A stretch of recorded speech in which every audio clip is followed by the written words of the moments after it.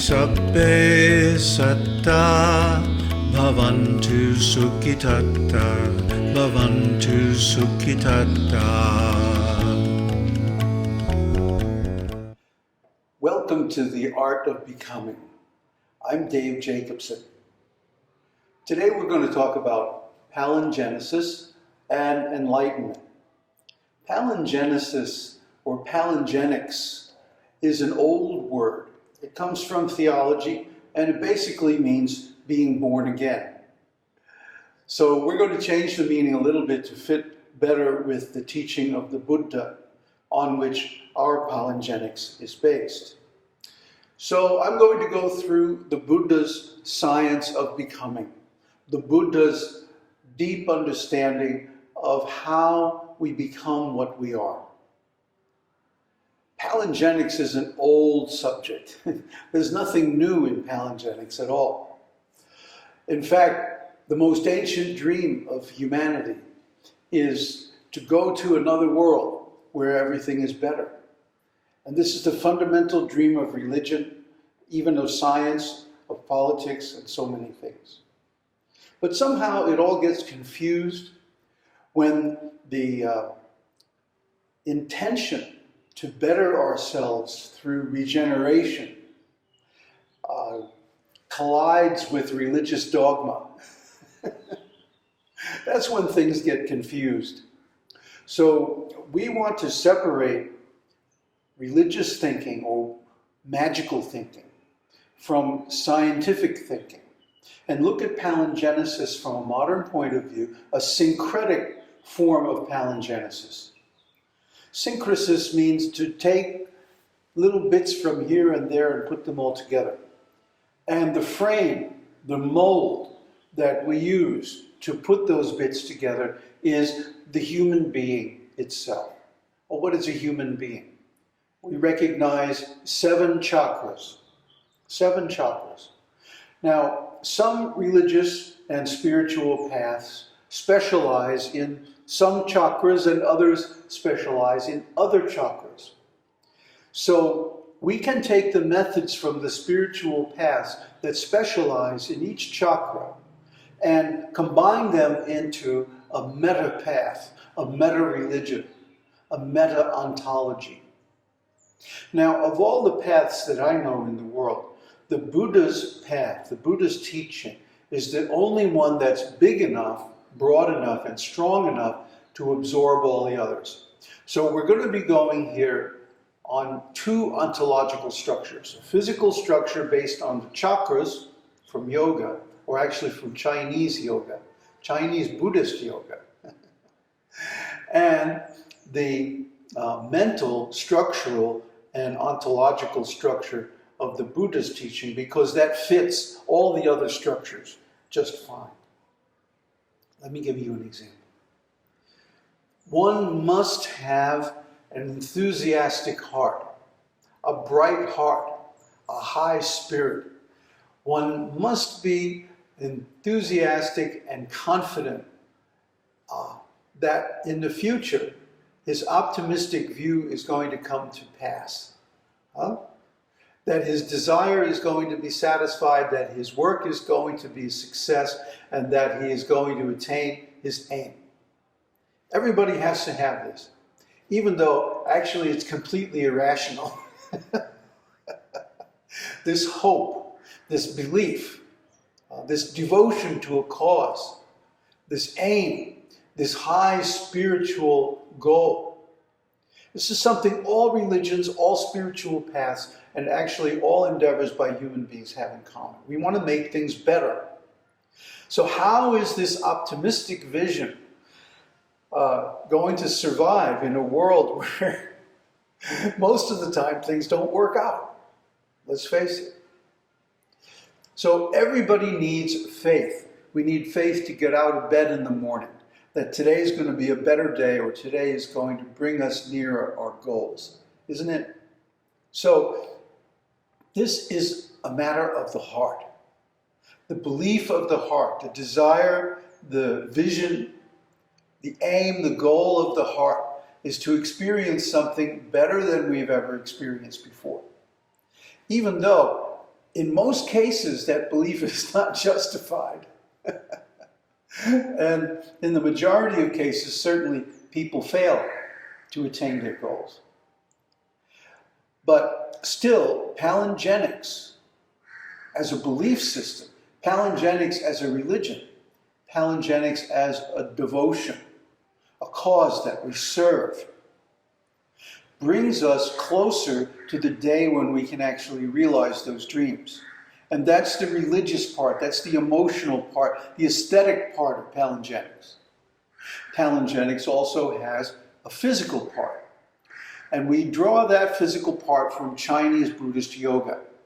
Esoteric Chinese yoga is about becoming what we aim to be. And it creates a very tangible physical foundation for that becoming through sexual cultivation, energy cultivation, and movement cultivation. These three things, the sex center, the energy center, and the moving center, are called the triple warmer in Chinese medicine. And these three centers, the first three chakras, are the physical part of our being. The heart chakra is the emotional part of our being.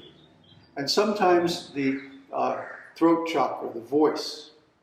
But then the voice and the intellect are the intellectual part of our being. And of course, the crown chakra represents the function of enlightenment, or implements the function of enlightenment. So what does all this have to do with enlightenment? Well, you might make an example that enlightenment is climbing up a ladder to the roof. Once you get onto the roof, you don't need the ladder, you can throw it away. But that ladder and every step of that ladder is necessary condition for reaching the top. In logic, this is called necessary but not sufficient. Each step in and of itself will not get you to the top. But when you put them together in a certain way, then you can get to the top. And once you get to the top, you don't need the ladder at all. You're there. So Palingenics and the Buddha's teaching is a set of steps put together, the Eightfold Path, that results in enlightenment. Now the problem with the Buddha's teaching, the way it has come down to us today, is that it denies our physicality. It denies our need for physical culture. It denies our need for sex. It denies our need to culture our health. And so we see in Buddhist monasteries today, the monks are getting old, they're dying in their 50s and 60s from degenerative diseases, things that we thought we wiped out in the West a decade ago, 50 years ago. So instead of a normal lifespan, they're actually shortening their lifespan. Whereas things like Ayurveda, Hatha Yoga, just, normal healthy exercise every day could prevent that. Well, why don't they do it? Even though this knowledge is known. Because they have a bias against the body. So Buddhism, such as we know it today, and especially Theravāda Buddhism, which is terribly philosophical, but not very practical, is limited by, it's weakened by this bias toward the mind and against the senses. And similarly, paths like Shaolin QiGong are also biased the opposite way. They're biased more toward the physical body and less toward the mind and spirit. And then in the middle you have the emotions, which have to find some kind of devotional faith, something to look forward to, even though it might be irrational, even though it might be ignorant in the ultimate philosophical sense. From the practical day-to-day perspective, you can't live without it. So Palingenics incorporates all these different aspects of spirituality, these different views on spirituality, in a framework based on the human being, the human body, the 7 chakras, and tries to put together a compatible system or network or repertoire, collection of paths that addresses every side of human beingness. For example, we need money. That means Palingenics also includes studies of economics, leadership, business administration, and so on. Why? Because in these days, you can't depend on jobs. Everybody's going to have to become an entrepreneur. Maybe in the future we're going to have guaranteed income, but we're not there yet. Meanwhile, we have to take care of ourselves. And so with the internet, everyone can become a publisher, everyone can become a business person, everyone can have a small business and support themselves, but you need to know how. That part is missing from our education. In fact, the very methodology of learning is missing from our education. And we have a course to cover that too. So in other words, Palingenics is a complete system of courses and hundreds of videos and books and so on to educate you in how to become whatever you want to become. That could be anything. Let's say you're a golfer, you want to become a better golfer. Or you're in a relationship and you want to become a better partner. Or you're in a business and you want to make more money. Or you're a sadhu and you want to make more spiritual advancement. See, all these things are learnable, all these things are doable in a synergetic system where each element supports all the other parts. That's Palingenics, as we know it today. So this advanced view, or this right view, or complete view of Palingenics is something that escapes the various sectarian views, limited views out there. First of all, every limited view is biased towards something and against something else. So that means it's limited. Its area of competence is restricted to the part it has developed the most. Now, for example, for meditation, no question about it, Theravāda Buddhism better than all the rest. But when it comes down to matters of the heart, Theravāda Buddhism doesn't have the structure to support it. I mean, metta is very nice, but what about the ordinary day-to-day management of emotional affairs? We need some science behind that. Well, that comes from yoga. That comes from rasa, from Bhakti-yoga.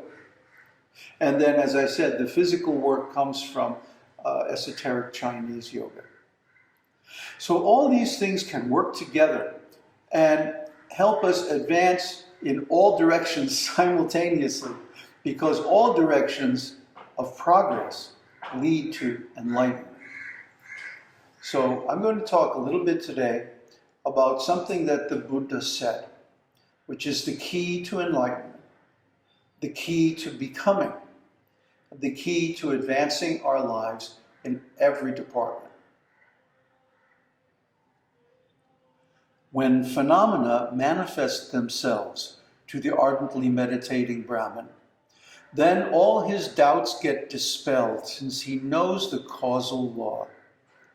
When phenomena manifest themselves to the ardently meditating Brahmin, then all his doubts get dispelled, since he knows the extinction of conditions. When phenomena manifest themselves to the ardently meditating Brahmin, dispelling hosts of Mara, he stands like the sun illumining the firmament. This is Buddha's description. It's an udana, means it's an impassioned outburst of joy on seeing one of his disciples entering into this understanding, this realization of becoming. Because if you know the science of becoming, you can become whatever you want to become. You can go wherever you want to go. Emptiness, everybody's afraid of emptiness. Everybody's desperately terrified of nothingness. But yet, I tell you, nothingness is the gateway to everything, everywhere. Emptiness is the means by which we can change so profoundly that we can go places that we're not able to go if we keep more baggage than that. A personality, a self, a soul, an essence, or whatever. So by entering into emptiness, by entering into nothingness, we actually open up the path of becoming to its full possibilities. So I want to introduce you to that process of becoming. It's called dependent origination, dependent arising, dependent co-arising, or paticca-samuppada, which means conditioned co-arising. Paticca-samuppada is the key to the Buddha's teaching. It is how we become enlightened. It's all well and good to know what enlightenment is and all about the body and the mind and all that stuff. Or even what is siddhanta, what is nibbana, all these things. If we can know them, this is very good for us, but it's not going to help us realize them unless we change our being. Because the being of nibbana is not the same as ordinary being. And it's not either being nor non-being. It's very, very transcendental. So, to understand this, we have to first master the process of being and becoming. Becoming allows us to be whatever we want to be. And once we have confidence that the process of becoming works and how to utilize it to become whatever we want to be, then we can become an enlightened person, a bodhisattva, an arhat, even a Buddha. So the only difference between a Buddha and a bodhisattva is the Buddha has realized the complete truth of enlightenment on his own, without anyone's help. We have the help of the Buddha's recorded observations in the suttas. But the Buddha didn't have those. He was totally working on his own. And that's a much more significant, much more profound accomplishment than even a person who becomes an arhat by following the Buddha's teaching. So anyway, enlightenment is the same. Emptiness is the same. Nothingness is the same. The same nothingness that the Buddha realized, the same emptiness that the Buddha saw under the Bo tree is the emptiness that we see when we go into deep meditation. So we're going to talk about all these things in a framework that allows you to actually apply it. And you can begin immediately to change your being and change the way that you respond to being in everyday life. And of course, this is going to improve your situation. So please stay with us. Watch the next episodes of this series where we go into the details of the process of becoming paticca-samuppada. Sabbe satta bhavantu sukhitatta bhavantu sukhitatta.